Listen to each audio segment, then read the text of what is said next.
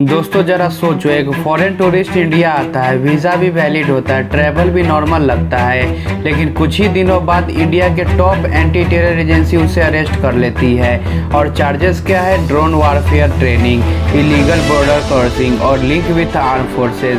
क्या यह एक स्पाई केस है या कुछ और है? नमस्कार दोस्तों, वेलकम टू प्राइम नेशन। मैं हूं आपका अपना प्रियांशु राज और आज की वीडियो में हम बात करेंगे कि अमेरिका से जो टूरिस्ट आया है उस पर स्पाई केस क्यों लगा है और टॉप मोस्ट एजेंसी उसको अरेस्ट क्यों की है। दोस्तों सबसे पहले समझेंगे कौन ही है अमेरिकन। दोस्तों इस केस का मेन नाम है मैथ्यू वैन डेक, जो कि एक अमेरिकन नागरिक है जो कि इंडिया में स्पाई करता हुआ पकड़ा गया है।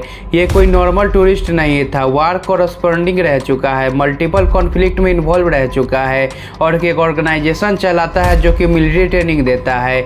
इंडिया में इसे अरेस्ट किया गया है अलॉन्ग विद 6 यूक्रेनियन नेशनल्स के साथ। दोस्तों अब समझते ये बंदा अरेस्ट कैसे हुआ। इंडिया की टॉप एजेंसी NIA ने इसको अरेस्ट किया है। इन्वेस्टिगेशन में पता चला है कि ग्रुप इंडिया में टूरिस्ट वीजा पर आया था, फिर असम, फिर मिजोरम में ट्रेवल किया और फिर इलीगल तरीके से म्यांमार भी क्रॉस कर गया था। ये सब सारी हरकतें एक सेंसिटिव रीजन में हो रहा था जो कि इंडिया का नॉर्थ ईस्ट रीजन है और नॉर्थ ईस्ट इंडिया का हाईली सेंसिटिव सिक्योरिटी जोन है और ये सेंसिटिव जगह से बहुत बॉर्डर लगते हैं, जैसे कि चाइना का या फिर म्यांमार का, और एक्टिव इंसर्जेंट ग्रुप भी यहाँ से होते हैं और इंटरनेशनल स्मगलिंग का भी रूट यही है। और रिपोर्ट के अकॉर्डिंग ये ग्रुप म्यांमार में इथनिक आर्म ग्रुप को ड्रोन वेलफेयर ट्रेनिंग दे रहा था। और सबसे सीरियस बात, इन ग्रुपों के लिंक इंडिया के सर्जेंट ग्रुप से भी हो सकते हैं। अब समझते इसमें स्पाई का एंगल क्या है। ऑफिशियली इंडिया ने इसे स्पाई डिक्लेयर नहीं किया है, लेकिन एलिगेशन काफी सीरियस है।